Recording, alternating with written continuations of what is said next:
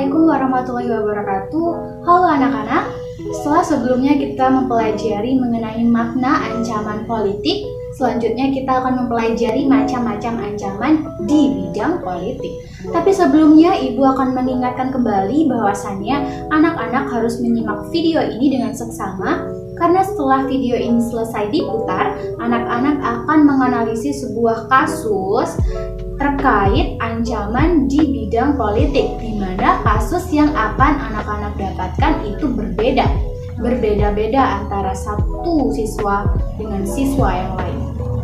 Oke, berbicara mengenai ancaman di bidang politik. Jadi ancaman di bidang politik ini dibedakan menjadi dua. Yang pertama itu ada ancaman dari luar negeri dan yang kedua ada ancaman dari dalam negeri. Oke, kita akan terlebih dahulu membahas mengenai ancaman politik yang berasal dari luar negeri. Jadi ancaman politik dari luar negeri itu merupakan suatu ancaman yang asalnya dari luar negeri kemudian dibawa ke dalam negeri. Contohnya apa? Contohnya adalah terorisme. Terorisme itu apa sih, Bu? Jadi terorisme itu adalah suatu kejahatan, suatu hal yang mengancam, yang mampu menimbulkan ketakutan di tengah-tengah masyarakat.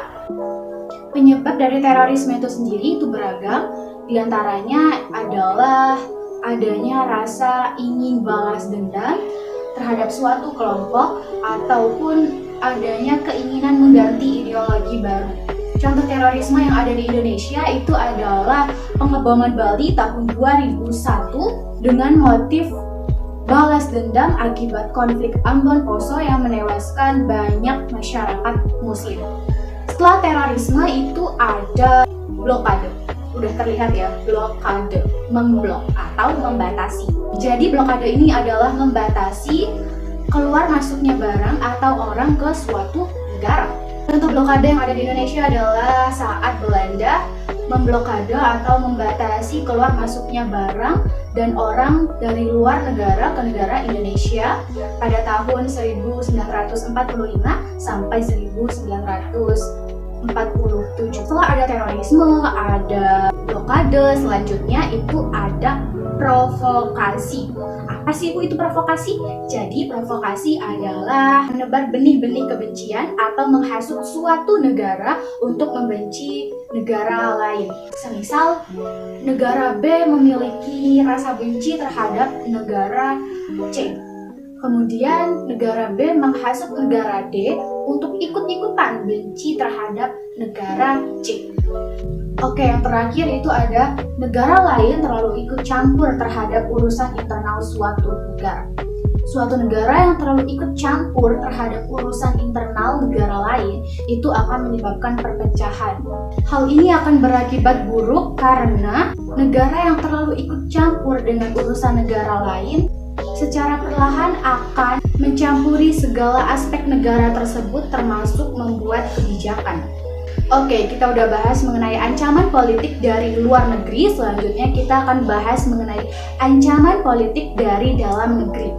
Ancaman politik dari dalam negeri itu adalah suatu ancaman yang sumbernya dari negara itu sendiri, dari internal, dari dalam negara itu. Contoh dari ancaman di bidang politik yang bersumber dari dalam negeri itu adalah KKN, korupsi, kolusi, nepotisme. Jadi korupsi, kolusi, nepotisme itu adalah kegiatan memperkaya diri dengan menggunakan uang negara yang tadinya akan digunakan untuk mensejahterakan rakyat. KKN ini sudah banyak terjadi di Indonesia dan dampaknya pun tidak main-main. Di antaranya membuat melemahnya ekonomi Indonesia dan politik menjadi tak karuan kebijakannya. Selanjutnya ancaman politik dari dalam negeri itu ada separatisme. Jadi separatisme itu adalah suatu kegiatan yang bertujuan untuk memisahkan diri dari suatu negara. Suatu daerah ingin memisahkan diri terhadap Indonesia dan membangun negara sendiri. Seperti yang kita tahu bahwa Indonesia itu merupakan negara multikulturalisme, beragam perbedaan mulai dari agama, budaya, adat, bahasa, dan masih banyak lagi perbedaan lainnya.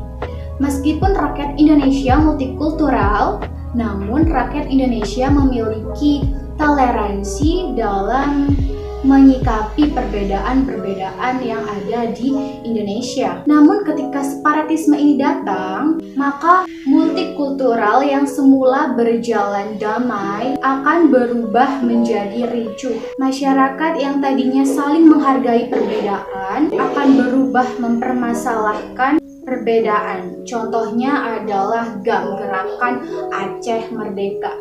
Jadi gerakan Aceh Merdeka ini ditujukan untuk memisahkan diri dari Indonesia dan membangun negara sendiri di Indonesia. Separatisme ini bisa menimbulkan perpecahan di tengah masyarakat dan menghancurkan persatuan di Indonesia. Selanjutnya itu ada makar, yakni kegiatan menjatuhkan pemerintahan yang sah. Makar pertama kali di Indonesia itu dilakukan oleh Daniel Maucar yang melakukan serangan ke Istana Negara menggunakan pesawat tempur yang dikendarainya dan menjadikan Bung Karno sebagai sasaran. Untungnya saat Daniel Maucar ini beraksi, Bung Karno sedang tidak ada di istana sehingga Bung Karno bisa selamat dari serangan Daniel Maucar.